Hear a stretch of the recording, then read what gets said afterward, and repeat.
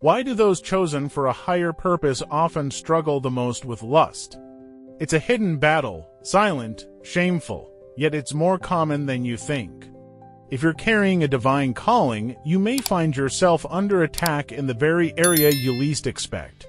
Today, we uncover the truth behind this spiritual struggle and what you can do to overcome it. Throughout the Bible, some of the greatest servants of God faced fierce temptations. King David, a man after God's own heart, fell to lust with Bathsheba. Samson, gifted with divine strength, was undone by Delilah. These weren't weak men. They were chosen, anointed, and yet they fell. Why? Because lust isn't just a physical temptation, it's a spiritual weapon. Ephesians 6:12 says, "We do not wrestle against flesh and blood, but against principalities, against powers, against the rulers of the darkness of this age." Lust is not just a personal flaw, it's a targeted attack. A strategic move from the enemy to derail divine purpose. 5 shocking reasons. Point 1. Spiritual sensitivity increases temptation. The more spiritually aware you are, the more sensitive you become, not just to God's voice, but also to the enemy's whispers. Those with spiritual gifts often face deeper temptation because their fall has greater impact. 2. Isolation leads to hidden battles. Many chosen ones walk a lonely road. Isolation can become a trap where lust grows in secret. Without accountability, temptations become harder to resist and easier to hide. 3.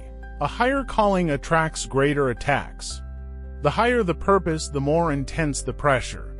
The enemy knows if he can corrupt the vessel, he can confuse the message. Many fall not because they are evil, but because they are unprepared for the warfare. 4.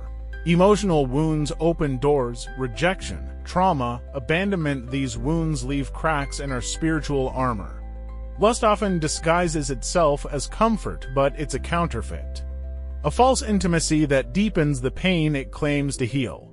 5. Strong gifts, weak flesh. You can be powerfully anointed and still human. Without prayer, fasting, and renewing the mind, even the strongest can fall. The greater the gift, the greater the need for discipline. Victory is possible. Lust may be a powerful weapon, but it is not unbeatable. With spiritual discipline, healing, and honest accountability, victory is possible. You were not called to be defeated. You were chosen to rise. The enemy wants you trapped, but God wants you free. The question is, will you fight or will you fall?